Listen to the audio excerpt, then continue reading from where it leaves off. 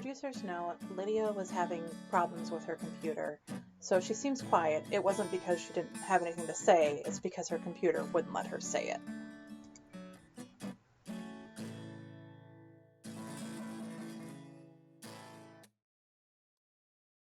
Hello and welcome to the prequel at the end of the book, the Winchesters podcast. We're your hosts, Rachel, Jen, and Lyd, and we are back with our Jarynatural mini-series that will carry us through to the Winchesters series premiere. In today's episode, we'll be covering Season 4, Episode 3 of Supernatural, In the Beginning, written by Jeremy Carver and directed by Stephen Boyum. So if you guys haven't seen the episode, or for anybody who hasn't seen it, in this episode, armed with only his wits and ambiguous warning from new acquaintance Castiel that he has to stop it, Dean is unceremoniously transported back in time to Lawrence, Kansas in April of 1973. He unexpectedly meets a younger version of his father, John, and after convincing him to buy the Impala at the local used car lot, he follows him on his date with Mary Campbell, Dean, and Sam's future mother. Realizing that she and John are being tailed, Mary excuses herself and confronts Dean, revealing herself to be a hunter. Dean gets to know his grandparents, Samuel and Deanna Campbell, who are hunters on the trail of the demon Azazel, the same demon who cursed Sam and killed Mary 10 years later. Realizing the opportunity he's been presented with, Dean puts together a plan to kill Azazel and prevent the tragedy that tore his family apart, but Azazel outwits Dean and the Campbells, and after killing Mary's parents and John, coerces her into a deal to allow him into her home in 10 years' time in exchange for resurrecting John. And Dean watches from the shadows as Mary accepts Azazel's terms, thus sealing their entire family's fate. So there is a quote that Jensen Ackles said, I think during one of the recent conventions about the prequel when he was answering a question. And he said, that's kind of the exciting thing, in my opinion, is that the waypoints or the tent poles that were established on the mothership, as he lovingly calls it, those will get touched on. We'll get to those waypoints in a way that we probably didn't expect. And that's what we're really having fun with, is like the story is coming together. It's not the washed version. It's not the sugar-coated version of how mom and dad met. This is what really happened. And I thought this was a really interesting quote again from him, just in terms of how this is another episode. I feel like all the episodes we're watching for the series are episodes that people point to for saying the prequel won't work, but this is definitely one of the big ones that people say, like, this is what was established here. It's not going to work because of the lore that this episode sets up. Yeah. And, you know, and I understand the concern over canon, and I think it's been talked about to death. Like, hello, even the main show contradicted its own canon. And I remember writing in my notes while watching this episode that we kind of have to give the episode the benefit of the doubt, because obviously it's so early on in the entire show that naturally things are going to change. But what I did note is that this, like, look into In the Beginning can't be from, oh, well, they're changing this and changing that, but, like, specifically that they're changing it for a specific reason.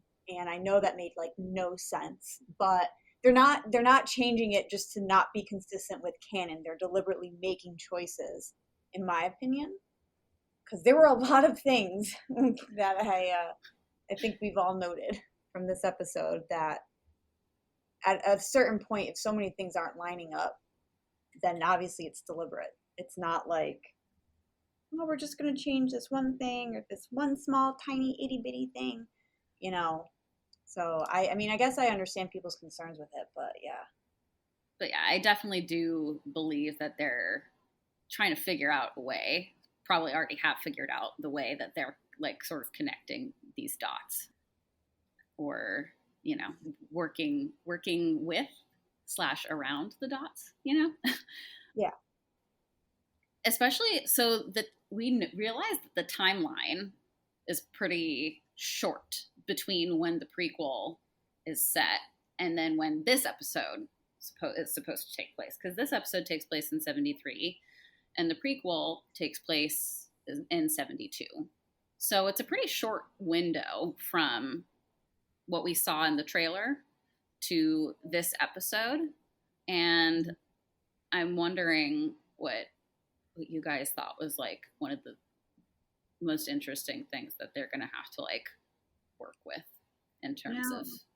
I just now had this thought, like, what if in this episode, what Dean was, and obviously this goes back to the whole like unreliable narrator thing that we talked about last podcast episode, but like, what if the past that he was shown is like not the, I guess, the right, we know that like there's multiple universes in the Supernatural universe.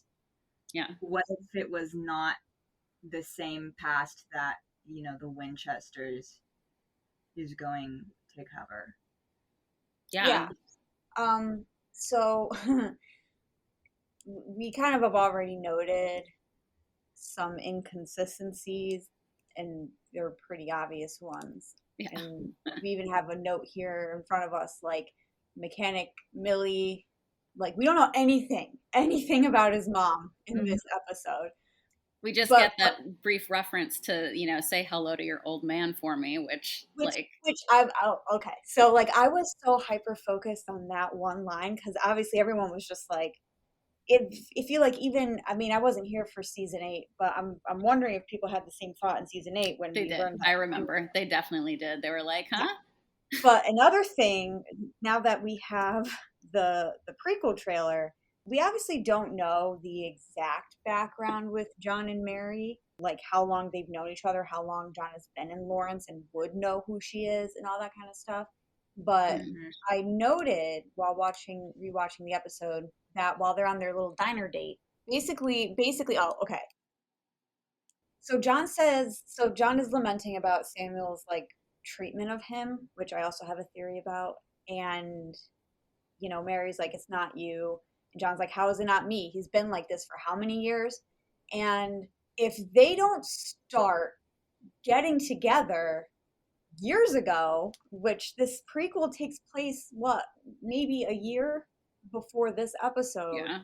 How is Samuel like this for years? How does he know John? In the prequel, I was led to believe that really John has not interacted with Mary a whole lot, if at all. So that's already a big inconsistency for me that I feel like they can play with, because there's no reason for Samuel to hate him if he's brand new, only a year before they're, doing all this stuff.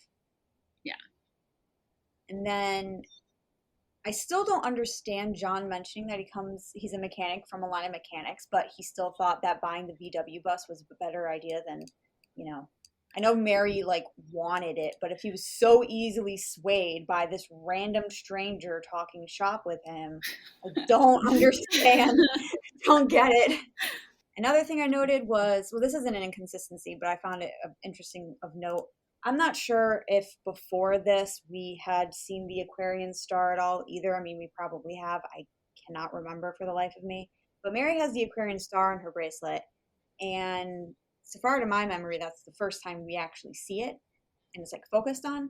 And I found it interesting that we don't really see it as like a symbol for anything until 4 years later in Carver era, and this was written by Jeremy Carver. So now I'm just wondering if he just has an obsession with the Aquarian star. And then, I wanted to note this. This was from a Twitter user, Alyssa. Abnosum's Alyssa. I'm sorry if I got that wrong. They kind of brought up the fact that, in their tweet, they said, why do we as a fandom believe that the events of in the beginning are 100% truth when we know that the angels have created timelines for their own benefit before? And I know we're probably going to touch back on this later in the episode, but I wanted to stick a pin in that when I was thinking of all these inconsistencies. Yeah. Mm-hmm. So yeah, we're going to come back for sure to the idea of like, maybe this is not what it seems to be, for sure. One of the other things, yeah? And would say, and their styles. And their styles. Actually, I wanted to talk about that too, because it's a choice. It's a real choice to differentiate between, like, the John is a little bit less noticeable because like men's fashion is a little different than women's fashion, but It was a real choice to style Mary the way they did in the prequel trailer or in the prequel, compared to this episode that supposedly takes place a year later, to how Mary's styled in this episode. And I know that the costuming was like one of the other big things that people were like, oh, but it's so different. Like she doesn't look like she's from the 70s. But in terms of like that specific part of the 70s, in the beginning is actually the more incorrect style of the time. Yeah. That was more late 70s. The Farrah Fawcett curls were more late 70s, like the really like styled, almost like sort of Western cowgirl kind of shirt. That's more late 70s. And actually her styling in the trailer with the pin straight hair and like the more sort of rocker chick look, I would say is definitely a little bit more appropriate for the early 70s. And I just think it's interesting to deliberately style her so different from how she is in this episode. Yeah, like if it was like a slight difference, that's one thing. Like women still wore curls in their hair in the early 70s, but like young women specifically who were really into like the whole not independence, but women's rights, equality, all that kind of stuff, to not buy into the whole have to do your makeup heavily and not have to like do all this stuff with your hair. They would just like let their hair just fall and get really long and not do anything with it. It's so funny, like speaking about like the fashion, like I watched the episode with the commentary by Carver and Kripke, and Carver was saying that so in the diner scene, the guy behind the counter, he was like really dressed up like a hippie. I don't know if you guys remember, but he was like definitely like it was out there like hippie 70s. And Carver was like, I wanted to dress everybody like that, but Kripke wouldn't let me. Like Carver wanted to like full on make it like Dean was walking into like Saturday Night Fever, he said. And I was like, I'm really glad you didn't do that. And I feel like there's this stereotype of what the 70s is. You know, the guy who says, John, sorry, I found another inconsistency. I was just rewatching the scene. But the guy who greets John, he's just dressed like someone who I would assume was in today's, you know, time and place. John's style is also not identifiable as the 70s. Not even his hair. His sideburns aren't even long enough to do 70s. But other than the clothes and others, bringing up this weird inconsistency, the guy greeted John like he had just gotten back. How you doing, Corporal? Like, heard you were back. Yeah, a little while now. But like, a little while, in my opinion, is shorter than an entire year. Probably a little over a year. Like, it's not like Lawrence is New York City. You're not going to miss someone coming home from the Vietnam War, you know? And like, Lawrence is actually a bigger city than I feel like the show implies. Yeah, but like, in my opinion, if he knows John enough, if he knows John enough, like this, like, oh my God, like he hasn't seen John at all, like at all. That's odd to me. That's very odd to me, especially if John has been home for over a year. So that rang as a little odd to me, along with the whole old man thing, which don't know what that's going to be about. Yeah. We have floated the idea that for the old man line that Millie remarried at some point, maybe. Yeah. Perhaps, which would make sense for the time period, I would say. But also, she's like a pretty clearly independent lady. Cool chick from the trailer. She's the mechanic in the family, not Henry, obviously. So so it's another one of those sort of questions we've got. But then, like, presumably Dean and Sam would know that he had a stepdad, so who knows? And that's another question. If it's like if he did have a stepdad, then how come we never heard about said stepdad? Exactly. It's not like this episode was late in the show; it was beginning of season 4. Yeah. Well, so Kripke was saying that he actually wanted to start telling this story in season 3. Ooh. On the commentary, Eric was saying in the episode that they wanted to start telling this story in season 3. I don't know what pushed it to season 4. I guess it's early season 4. So it was a writer's strike. Yeah, they were saying, that's what it was. It was the writer's strike. They originally wanted to make this a really John-centric episode and about John, and that's curious to me because I'm like, they're not hunters. Like, what would you have made that about? So I think he said that once they realized that like John is boring. So decided to go the Mary route. But it's just interesting to me that they had originally wanted to like dive that deep into John's family. I think so. Like, I also know that they had, I don't remember where I read or heard this recently, but I do know that they had been planning from the beginning on having Mary's family be the Hunter family. So I find it interesting in the first place that they wanted to tell the story about John, but if it had been something pushed from season 3 because of the writer's strike, it makes a little bit more sense to me that that was the original idea, because I can see them wanting to like unpack John's family trauma and then Dean's family trauma when he's trying to get out of this whole deal. So I can see why in season 3 they might have gone that way, but I'm really glad that they switched directions for season 4. Well, especially because this episode was pretty pivotal in quote unquote showing us, and I put that in quotes because we'll get to that later, what happened. And having it focus on John, like, unless he summoned the demon himself, you know, it's like I don't see how that would have served the myth arc, and I feel like it would have just been like a bottle episode or something. So not a bottle episode, just a monster of the week episode. So low-key kind of, you know what, this might be a little controversial. I'm very grateful that the writer's strike happened when it did. No, same. You know, at least in terms of what it did for this show. It sucked for the writers, like, but like, you know, yeah, because like we got some pretty cool elements, and if this episode aired in season 3, and I don't know what season 3 would have even looked like, to be honest with you. No, me neither. I don't think I would have liked it as much. I liked learning more about Mary. Yeah, same. Especially like, you know, I feel like this is if we're going like chronologically from season 1 in terms of like when the show aired, this is like the first kind of family history episode we get, really, right? Yeah. So like, I appreciate that, like the first time or the first chance that they had to like dive into the family history, they focus on Mary's story. It's so funny because Kripke throughout the whole commentary, he kept saying, he was like, this is probably not a world we're gonna see again, guys. Oh, man. Wow. Wow. Eating his words now. Yeah. And, you know, sort of that plot twist of like, at least to the viewers, of Mary's family being the Hunter family is just a really, I don't want to say clever, because it shouldn't be clever to like have the reveal be, oh, it was the woman of the family who had this history. But it was smart, I think, in terms of that being the initial plan, because it gives Mary all these like fascinating sort of layers, and it's not the first thing that they, you know, draw comparisons between Dean and Mary with, but you can really see like the mirroring of the two of them as characters in this episode, especially in that scene where Dean asks about why she loves John and like warns her to not go into the nursery 10 years later.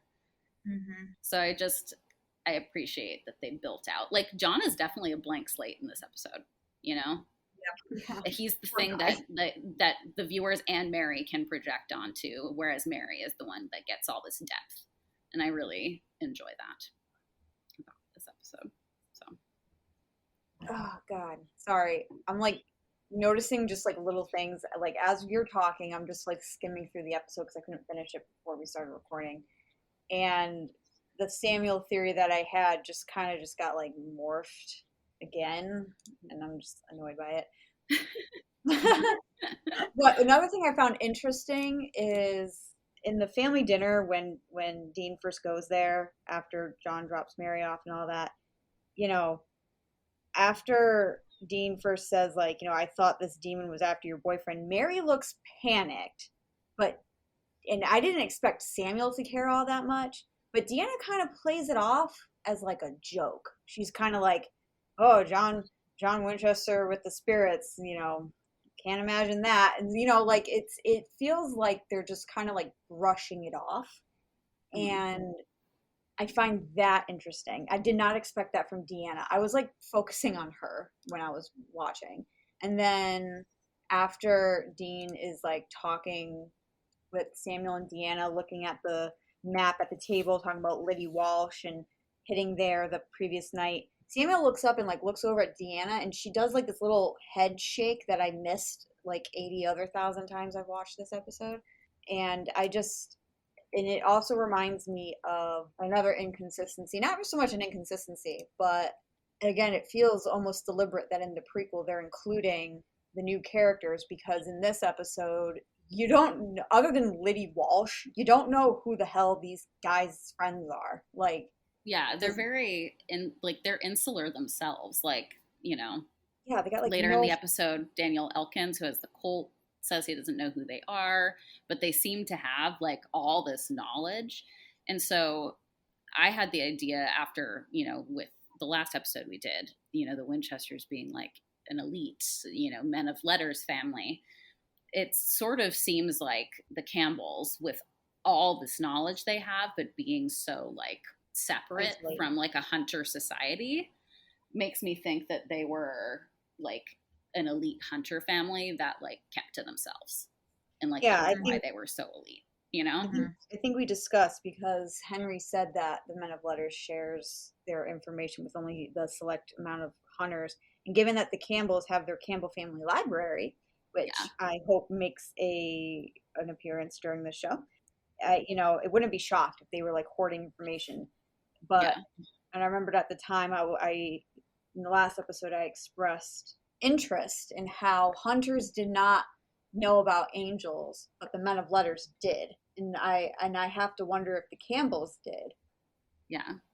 To any point. Are we going to talk about the whole Samuel and Deanna, Sam and Dean of it, or will that be too much of a divergence from? Are we talking about how they got together? No, about you know, Dean being named after his grandmother. Oh, the Dean Deanna of it all, or the codedness of it all. The codedness, yeah. There was ever an argument for canon trans Dean. This is the argument for it, but yeah. But I do love that. Like I know, same. I like that. It's interesting to me that her firstborn son is named after her mother, which I feel like kind of speaks to the relationship she has with her father. Yeah. Because I would not, I mean, obviously it's not unheard of, but, no, you know, it's typically, especially with families, I imagine, with having kids in the 70s, like, if you're close with your family and if you're having a boy, you'll name them after the male figure in your parent, like, especially if you're naming it after, like, a deceased relative. You know? Yeah, that too. But no, but she went to her mom first, which I think is, I don't know, interesting. Just an interesting thought. And I find it interesting that Sam, I'll touch on it more later if we get to like more theories and stuff like that. But one of my theories was that Samuel was soulless, or really was just possessed this entire time, even before we got there, by Azazel. But that's a different topic altogether. Regardless, but when I thought of like the soulless thing, I was like, and that's funny because the character that he's named after also becomes soulless and is the demon child, and that's funny. Yeah, sad mirroring there. Let's maybe like move on to the plot twists. We've been talking I think you're already there, but specifically going back to Samuel and Deanna, I mentioned this last episode and we held off on it to really talk it in this episode, but the quote-unquote heavenly breeding program, because I was wondering, I was like, I remembered thinking it when we watched, God, I can never remember episode titles. You get what I'm saying? Yeah. I was basically going, Henry and Josie would be just adorable together. Why was he with Millie? And poor Josie just really felt like she was pining. Not so much in this episode, but in, what was it, Mother's Little Helper? Pining hard. And, you know, that tripped my mind into remembering, wait a minute. In order for Sam and Dean to be born, John and Mary have to have them. But in order for them to have them, they have to be born. So, like, how far back in this family tree do they get hooked up? Like, you know? And I find that interesting because now I'm wondering, I'm like, with Samuel and Deanna, and that's another thing. How come none of the children were named after John's parents? You know? Like, I don't know. I don't get it. Yeah. I don't know what the male version of Millie is, but, you know, Millhouse. Millhouse. Lydia's back. Hi, Lydia. Lydia. Hello, my dad thought it'd be a great idea to restart the internet right in the middle of this, even though I told him I'm recording a podcast. No. Oh no. What was your thought that you had when you got cut off? What did y'all hear? That was really awkward for me because I Nothing. didn't realize I lost my internet connection, and so I said my thought, and then it was just silence, and I was like, "Oh." We heard nothing. I heard a word. Nothing. It wasn't really a thought, more or less. It was just something I found funny that Kripke's wife, who's named Deanna, Kripke was saying. He was like, she was so upset that I didn't name any characters after her until this episode, and I was like, Dean, you have Dean. I was like, Miss Girl, the main character is named after you, but okay. Okay, I don't know what his wife really wants from him, because he burned his ex on the ceiling and then named the most character of all time after her. I don't, I mean, I don't know what more you want, honey. no. Thought based on what you were saying, Jen, was Deanna's family also a hunting family? Yeah. Yeah. Ooh. That's a question, which we don't know, because obviously the Campbells would come, from Samuel's side, the Campbell name. So Yeah. was Deanna also from a hunting family? Well, Carver or Kripke, I forgot which one said it, but they said, yeah, Samuel Campbell was really the first hunter in Winchester history. Yeah. Do they mean I think it's a very in big Campbell claim to make. history? Because He said Winchester history, which Huh. for me, it feels like maybe he means like literally ever. But, and then he goes, because, Samuel Campbell was the first hunter in Winchester history because John, So was maybe just a he's just civilian. thinking in terms of I was like, in what the show has introduced so far. Yeah. Or just, that internalized sort of sexism of assuming, oh, the women can't be involved with the hunting. yeah, maybe in terms of family tree, but Yeah. how's our Campbell family library? Did he just set it all up on his own, poor guy? But Yeah, no, with the Campbell family library, because that's established in season 6, right? yeah. Yeah. That's got to be a collective effort of the Campbell family, And I am assuming that the family members who were also brought back with Samuel in season 6, they also knew about hunting, and they were kind of distant relatives. Yeah. So Wasn't even they name dropped that Moisha Campbell. Wasn't even he a hunter? I would imagine, Yeah. I thought, especially come Legacy era, later in the season, I really had thought that the legacy for hunting came from the Campbells, and the legacy with the Men of Letters came from the Winchesters, right? Yeah. So I am mad, I don't know if they meant, yeah, like you guys said, in terms of their family history, he is the oldest hunter that we know of. Yeah. But they've never delved previously that. So I imagine maybe the prequel will be yeah, I've been hunting all my life. It's in my family, my grandfather, my baby. Yeah. And especially with the differences in how they'd have to do their research for cases in the 70s, there's got to be some sort of, even if they keep them, especially if they keep themselves isolated, in fact, that there's got to be some connections that they have to be able to even find the things that they need to find to do their job. So I was thinking about that and how it mirrors, especially, I'm sorry for bringing this man up, but Ted Bundy. Of all the people. Ted Bundy, very Sam of me to bring up a serial killer. Reading that point, I was reminded how in the 70s, this is how serial killers really got away with a lot of the stuff that they did. Police departments did not talk to each other. So, and there's obviously no massive computer database like we would have now. There's no interdepartmental communication. And so when I was reading about how the hunters can't obviously use digital technology, Sam just pulls up search the web and searches the web. But, what gets missed, what is unknown, and just like how Daniel Elkins said he does not know of the Campbells, it's I am imagining in the show that we watched, obviously, they seem to know everything, even if they shouldn't. Everyone kind of knew Sam did that with the apocalypse, even though don't know how they know that. everyone knew Sam was like screwed up. So obviously gossip got around. But was there no Roadhouse in the 70s? Were there no like company meetups? I don't know. It's interesting to me, which is why I wonder if that's how the knowledge of angels, maybe the Campbells knew it, but no one else knew it because they kept to themselves, you know? Yeah. The Aquarian star keeps bugging me. And I actually want to go back to and like skim through all the episodes to see if we had seen it before. If not, I find it interesting that it was first seen on her bracelet well before the Men of Letters were introduced and introduced by Carver in his season, and the script was written by Carver. So that's fascinating. Not me having to look up what the Aquarian star was. That's literally what I'm doing right now. I usually just called it the Men of Letters symbol, but like I ever since I knew it was called the Aquarian star, I just keep calling it that. I was like, what is this? James And then I was like, Dean, oh. Aquarius. Oh, so it can be used they use it in the show apparently to summon angels sometimes. Hang on. I'm on the wiki right now. So, okay, never mind. That's a lie. It was clarified. It says it was one of the many magical symbols on Mary's charm bracelet.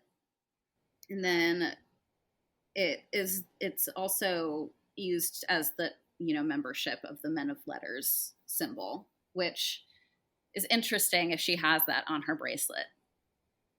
Yeah. If he like, specifically, it's so prominent. Yeah. So like maybe that is one of the things, a signal that the Campbells are elite and they are one of the groups of people that the Men of Letters like kind of pass this knowledge to on the down low. Who knows? So according to like just flipping through the wiki page, it does not indicate that we had seen it before Mary's bracelet. Yeah. So I do find it interesting that we first see it now and then Carver brings it back. I mean, it comes back before then. It's in season 7 too, but actually, hang on. I'm sorry.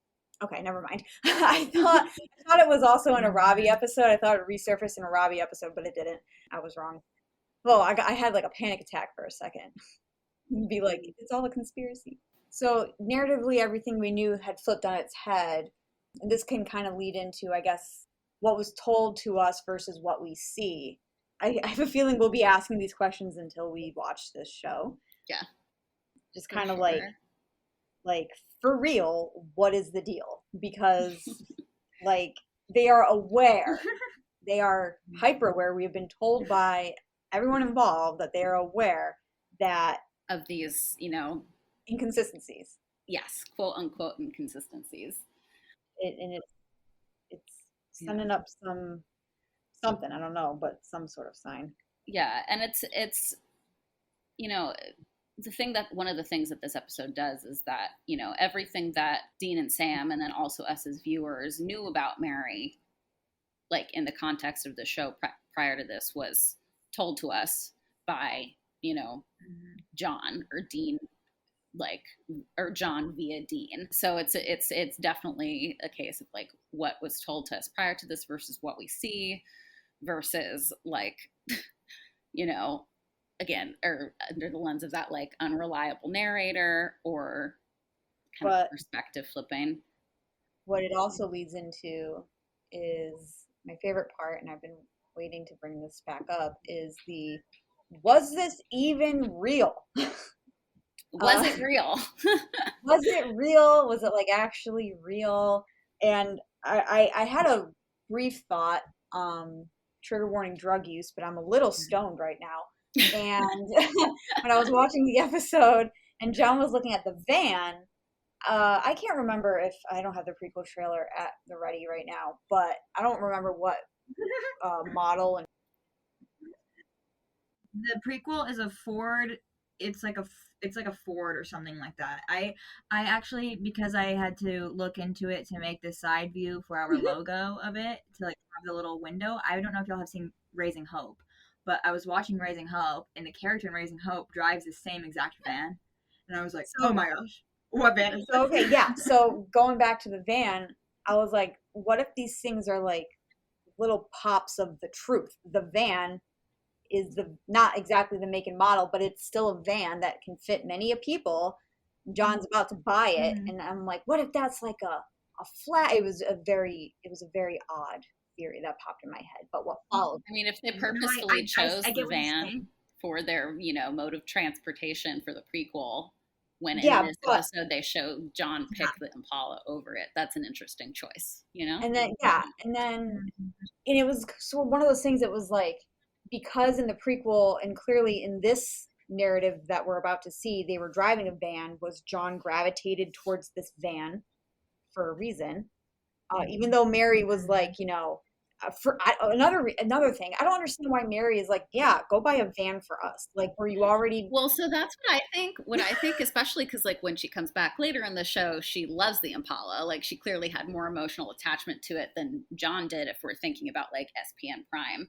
So yeah, I mean, I feel like it's part of like because I'm like just a total Mary stan and apologist, because her whole thing with John in this episode is fascinating to me, because she clearly, I feel like it's very obvious she loves the idea of him more than she actually loves him. And I think the van is her telling him to get the van is part of this loving the idea of, or like loving what John represents for her more than actually loving John. You know what? There's a line in the episode that confirms kind of like your theory, and it was after John says, a mechanic from a family of mechanic, and she says, I love you for what you are. And then later in the episode, it's directly contrasted with something that John says to her, because he says to her, I love you for who you are. So it was a choice to make her say what you are to him. That was like a conscious writer choice that Carver made, because he knows what normally that line goes like. People don't normally say, I love you for what you are. People say, I love you for who you are. And it's just, I don't know. I get so many. I was just like, I'm obsessed with Mary. Dominic is so good in this episode. Another thing that struck me, though, about the van and the car is that, I mean, obviously at this point in time, this is where I give the episode the benefit of the doubt, because this is the first flashback episode that we ever get for their family. But thinking about it now, I'm just kind of like, if she's a mechanic, I'm assuming she has hookups at auto scrap yards and other places where they can probably get a car. Yeah. Not have to go to a dealership and not have to do all of that. So I was just kind of like, interesting that he's buying a car, or in this case, a van, and then buys the car. But also, he felt like he didn't know anything about the Impala. And if he's a mechanic, would not he know something about the Impala?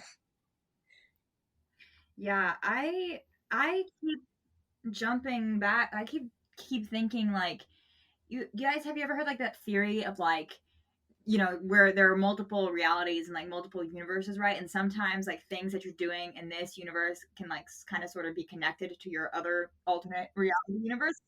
Yeah, like they slide in and out of being connected, or like the same thing happening in each one. Maybe like the Winchesters is like the alternate universe, and it's connecting through I sound so high right now. No, but I'm picking up what you're saying though. If you could see my hands right now, they're doing like a like, oh, this is where they connect and this is where they diverge. Yeah. And I think actually that can go back to even the trailer. I remember in the last episode we were talking about the trailer and the lighting and how sometimes you got these bright, obnoxious lens flares a la Heaven, and then sometimes you just got like normal lighting, right? Yeah. And then sometimes it really was a washed and orange and like the tone kind of thing from the 70s. But then in other shots it was not. And in some shots it was black and white. So that would be interesting if that is kind of like what's happening. And then it depends on the cinematography, basically. You have to figure out what's real and what's not. Yeah. Or even like, it could be, since they worked in the concept of a multiverse in season 13, they could be going that direction. There's also, like, if you think about, later this season, It's a Terrible Life is a total construct. And then in season 5, like, there's debate over whether the end was like an actual possible future or if it was like a total, like, pocket universe that he was sent to just to like scare Dean. But there's precedent on the show for, being shown things that aren't necessarily real to provoke a reaction or a decision from one of the brothers, usually Dean. And I think that we lead into is that why was it even shown? Yeah. Right. Why was he brought back there? But yeah. I was about to say, just go back to that tweet by Alyssa that to bring it all back to, was this even real? Cass, and by this episode, is still flying under the banner of heaven. And literally at the end of it, basically, don't be too hard on yourself. You couldn't have stopped it. Destiny can't be changed. All roads lead to the same destination. And then why did you send me back? For the truth. Now you know everything we do. And it's I'm thinking... about. Okay, and so I had a kind of moment when I watched this the other day too, because there's confusion over this, you have to stop it, and then it ends up being about the truth. Now you know everything we do, and I kind of realized, because he's at the end of the episode, or partway through the episode, he says Sam's not looking for you, because Sam isn't looking for him, because do you need to look for Dean, or is he asleep in his motel room? And this is, but he says Sam's not looking for you. And then at the end of the episode, now you know the truth. And the big truth of the episode is that Azazel has this master plan with his psychic kids. And they don't quite know what the psychic plan is, but they know that he has one. And so if the truth of the episode is about, this goal that they have with Sam, and they need to figure out what the goal is with Sam, the stopping it could refer to stopping Sam from going down this path, which would tie into Cass being still under the banner of heaven, because he still thinks heaven wants to prevent the apocalypse, Yeah, but he also is very much on the destiny can't be changed train. Yeah. And so there are conflicting sentiments in his words. Yeah. At first he's adamant that he says to Dean before he pushes him back into the 70s, and then when he sees Dean in the 70s, it's basically you gotta stop it. You gotta stop it. I mean, not that tone, but you have to stop it. And then and then after putting him through all that, he's like, don't be too hard on yourself. You couldn't have stopped it. Destiny can't be changed. All roads lead in the same to the same destination. But then when Dean asks, why'd you send me back? And he was like, for the truth. Now you know everything we do. And it's well, what do you want from him? Do you want him to stop Sam, or do you want him to fight Sam? What do you want? And then, so Cass dealing with Sam. Yeah, he's we know what Azazel did to your brother. What we don't know is what his end game is. Cass doesn't know that, but I feel the higher up angels knew that. Right? Because then it starts to morph into play your roles. So yeah, and especially because it turns out that heaven is orchestrating this and they want the apocalypse to happen, Azazel could have had orders from on high at some point also, Yeah. Who's to say he wasn't actually just working for the angels? Yeah. So it's an interesting but it makes sense though, because they are lying to the angels. You find out with Uriel and Cass and on the head of a pin. Yeah, they don't know what's actually going on. So it would make sense to me that the higher ups would know, and then they'd keep it secret from the lower down angels who are But then you have to ask yourself, if indeed the setting in the 70s was made up by angels up on high, Cass didn't know about it when he sent them back, but it is a very Zachariah thing to do. Yeah. Which, by the way, he is my favorite antagonistic angel. Oh, he's so fun. I love him so much. But it's one of those things. It's then why did they want that to happen anyway? And then I was thinking about the line of for the truth. Now you know everything we do, and it's were the angels even aware of what the truth was and what it wasn't? Oh God, I had the thought in my head. Crap. Can't remember it. Basically, Cass could have just said, then why'd you send me back? For the truth. What the hell are you talking about? But he continued with the now you know everything we do. And there was no point in that where Dean would have figured out Azazel's entire plan, like, to the end, right? Like, it's just, it's literally called In the Beginning. And Cass says, we don't know why, what his endgame is, you know? And he went to great lengths to cover that up. How is sending Dean back to the very beginning going to answer any of that? You know what I'm saying? So it's like, what was the real reason for this? So I found it all very, like, the end scene is just, makes my brain, like, twist itself into a pretzel. Because like, it's like, Cass doesn't know the whole picture. The angels don't even know the whole picture, but they know more than Cass. The reasons for sending him back make no sense if they are looking for specific answers. And indeed, especially since Zachariah did this twice now with Dean Smith, and I personally think the end verse was not real. So it's kind of like, and it's all to teach a lesson. And the lesson for this one is destiny can't be changed, you know? But how is destiny can't be changed the same as we don't know Azazel's endgame, so figure it out. You know, so I feel like that would like kind of like fall in line with the idea that the high up angels, the archangels, like, or like the Uriel type angels who are on the side of, you know, heaven, sort of secretly nudging the apocalypse along. It would fall in line with their goal with this being, you know, cow Dean into submission, show that he can't change a thing and he should just let things play out as they will. Whereas with Cass and the rank of angels that doesn't know all this information would be under the impression that, oh, this is for him to learn how he can, you know, deal with Sam. So I feel like you could find there's a way to sort of view it as Cass understands the simulation as one thing. I love how we've all just automatically assumed now that this is a simulation. Cass assumes it's one thing, but really it's another thing, you know? Because in reality, if they wanted Dean to know the truth about Sam, they should have put him in the nursery to see what Azazel did, right? Yeah. And they did. But they didn't.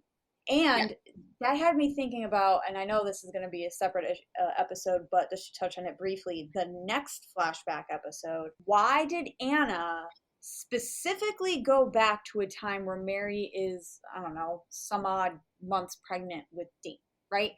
If her goal was to end the line, why is it specifically there? Why not hell, like when Mary and John were just babies? Or why didn't she wait for Sam to be, like, why specifically that day in that year with only one child in the oven? You know, it's like this weird, I don't know. I'm like overthinking. Yeah, we'll definitely come back to that. I'm sure. But I mentioned it specifically for simulation purposes. Yeah. It's like, I don't know.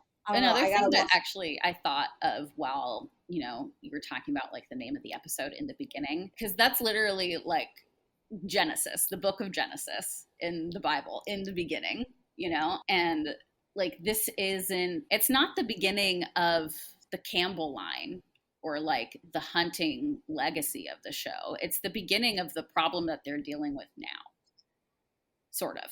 Or like as far as, you know, Cass knows and now as far as Dean knows, it's the beginning of this build up to something that's going on. And I just think that that's kind of interesting, like the genesis of this, you know, apocalypse problem. It will be interesting to see in the prequel if there has been another problem before this that led to this specifically. Yeah. Because it seems really random, right? It just seems really random. So going back to, I think, Lydia, you were offline for this briefly when I mentioned how while watching this episode, my brain flipped between Samuel is soulless and Samuel has been possessed, and I don't know for how long. And either way, I wonder if he will have a bigger role in this yellow-eye demon thing that kind of prompted all of this. Especially, I mean, because he's missing in the trailer, right? Like the thing that prompts. Yeah, and I think they showed him going into that crypt or something, right? Yeah. I think that was him. I don't know. Maybe? Who knows? He was by himself, and so since it wasn't the Scooby-Doo gang, I imagined it was him. But yeah, he goes missing. And question, are they going to get Mitch Pileggi on the prequel? Who knows? I I would love if they did, but I don't know if I haven't seen him recently. I don't know if he's going to look a little too old to be playing her father, but man, I wonder if he's so good in the part. He made us all hate him so well. He is. And it's gonna be hard. I had wondered, or like half joked to myself. I was like, did they intentionally make Samuel go missing so they could put off casting someone as a replacement for Mitch? Oh, I'm sure that was part of I'm sure that was part of it.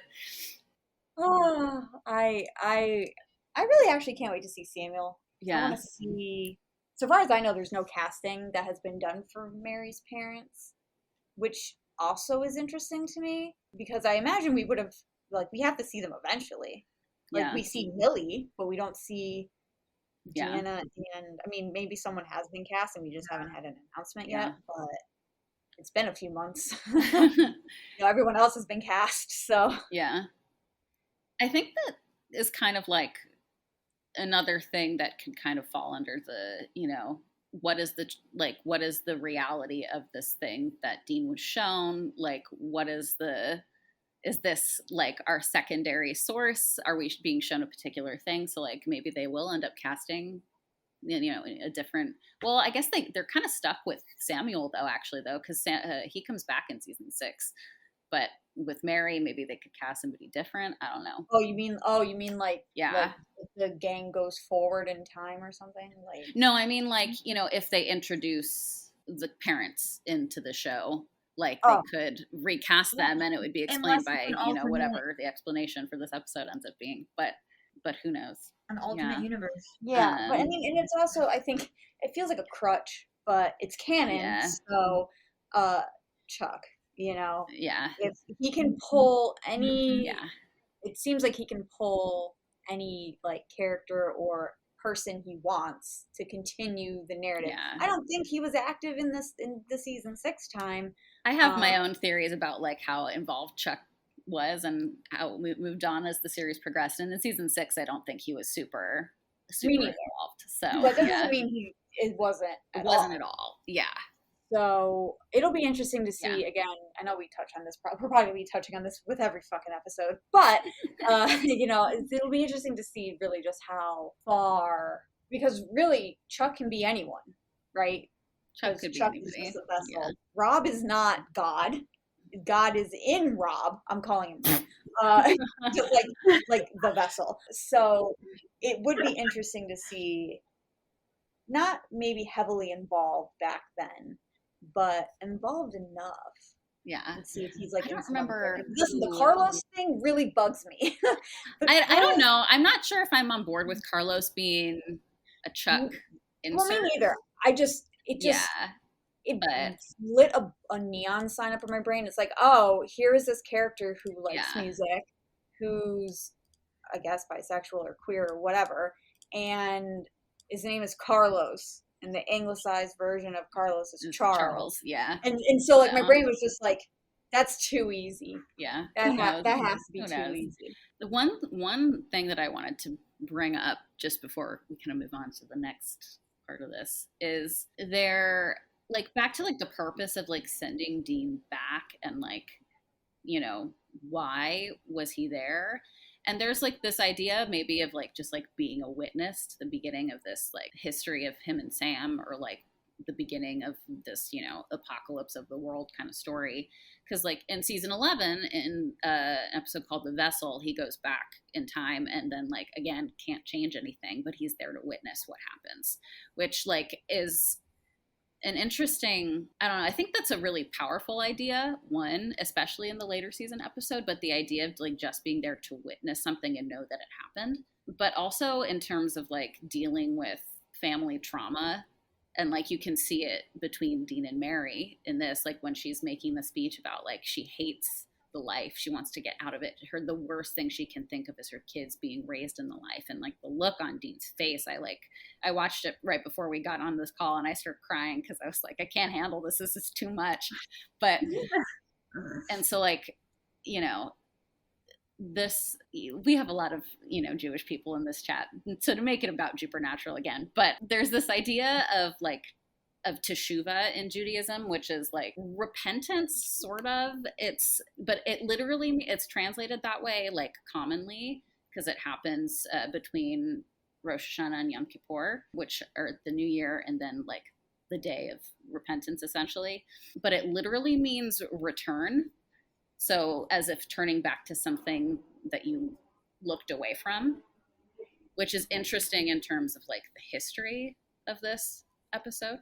Like they've strayed from this, they've looked away from this, and now they're finally going back to it to deal with it, and like can't move forward if you don't deal with those things that you haven't looked back on or examined yet. And so I just think that's also a really interesting idea in terms of this episode, and then also connecting to the prequel, because like in order to move forward, you have to like resolve the things that have hurt you in your past. And like so, that. Mm-hmm. Especially because a lot of us are truthing that the prequel is a backdoor pilot to a continuation. Yeah.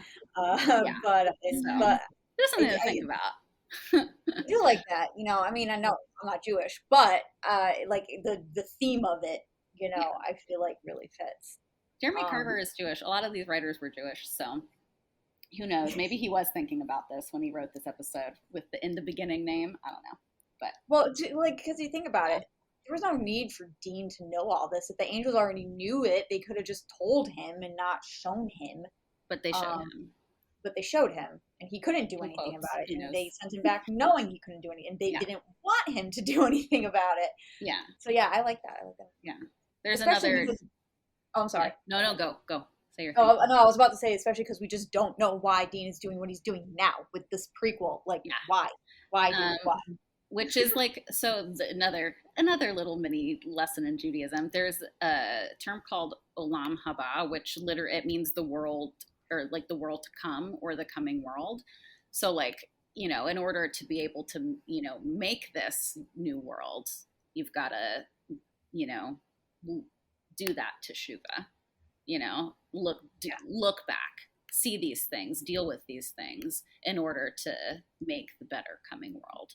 Oh my God, I just had such a meta thought. Oh God, it was a weed thought. God, come back. Okay, hang on.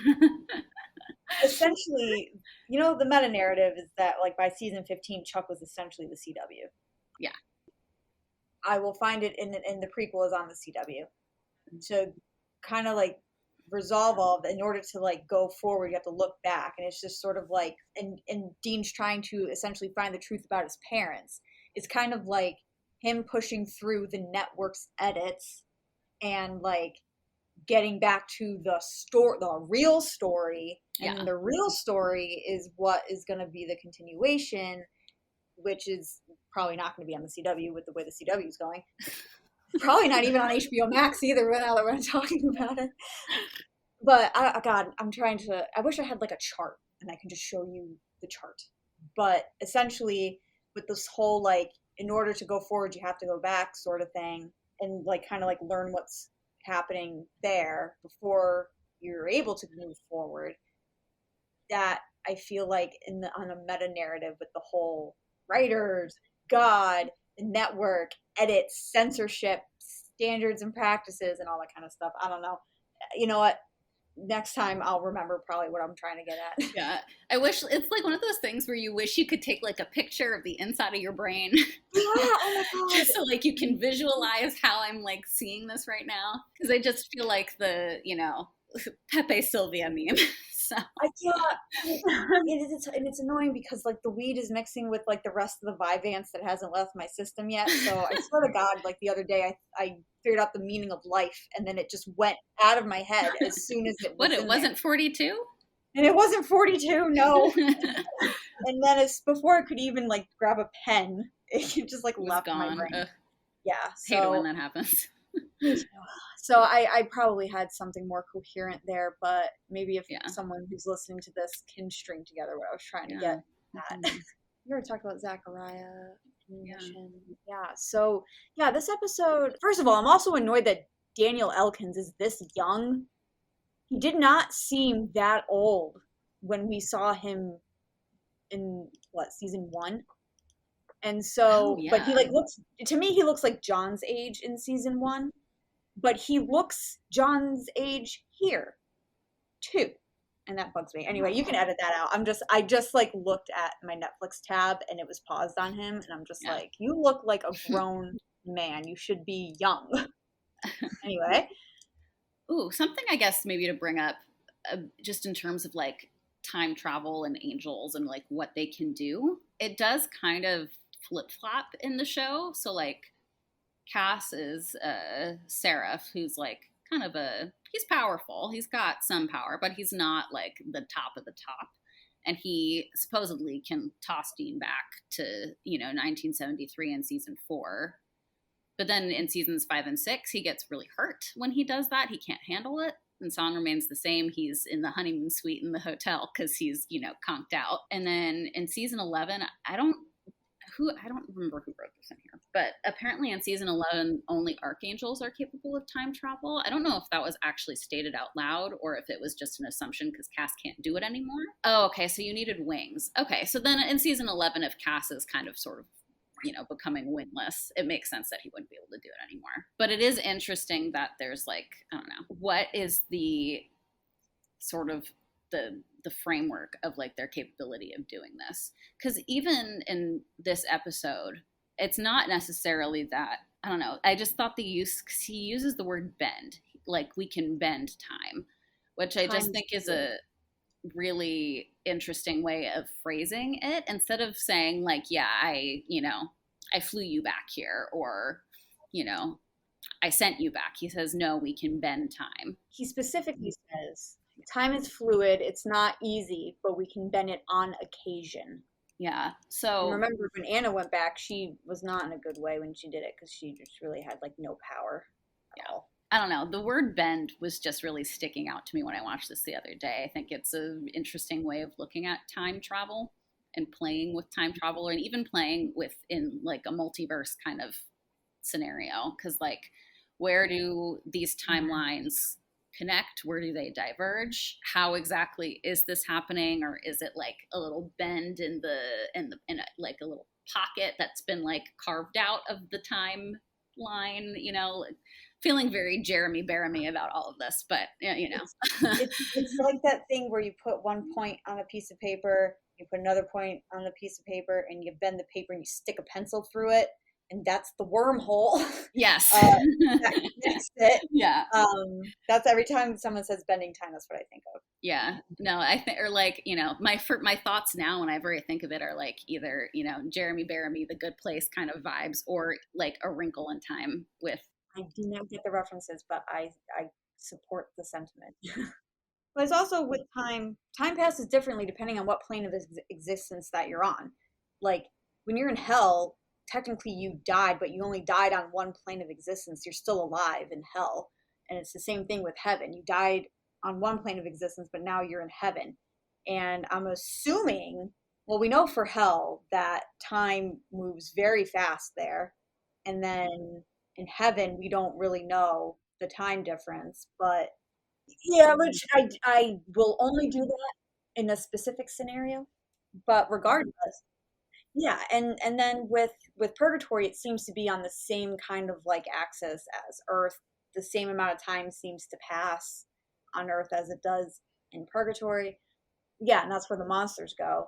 But I have started to view heaven, hell, purgatory as just other planes of existence. They're not an afterlife because they're still technically living a life, but just where they are now. The only place that does feel like an afterlife is the empty, which the boys have not been to yet. So we don't actually know how time works up there because we have no frame of reference. But so it's like not only just a time question and what they can bend here, but what can they bend everywhere else, And I find that fascinating. Yeah.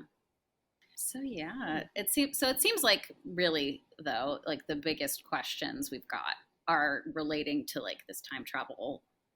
Was it time travel? How are they going to deal with this in the prequel? And then also like the why of both Dean having to go back to view this, and then also with his, new mission in the prequel. Why is he going back to figure out all this, history for his parents? What does it, have to do with anything? If the ending doesn't change, as it's implied in this episode, then, why are we looking at this? So something to leave us off on this week. Mm-hmm. Yeah, so this has been the Prequel at the End of the Book podcast with Rachel, Jen, and Lyd. You can find us on Twitter, Tumblr, Instagram at End of the Book Pod, and YouTube at Prequel at the End of the Book. This week, we have a question for you. Do you have theories and predictions for the Winchesters? Obviously, we do, and we know that you guys do as well, and we want to hear them. So you can share your theories with us in our DMs on Twitter, Tumblr, and Instagram, or you can email us at endofthebookpodcast@gmail.com with the subject line, The Winchesters Theories, and we might talk about them on the show before the Winchesters premiere. The deadline to submit your theories for our final Jarynatural episode on October 6th is September 30th. So if you want to send something in, make sure you send it in by September 30th. Thank you so much for listening, and don't forget to rate, review, subscribe on Apple, Spotify, or wherever you listen to podcasts. We'll be back again on September 8th for part 3 of our Jarynatural miniseries. We'll be sticking around in the 70s and talking about The Song Remains the Same, and we'll see you then. Until next time. Bye. Bye. Bye.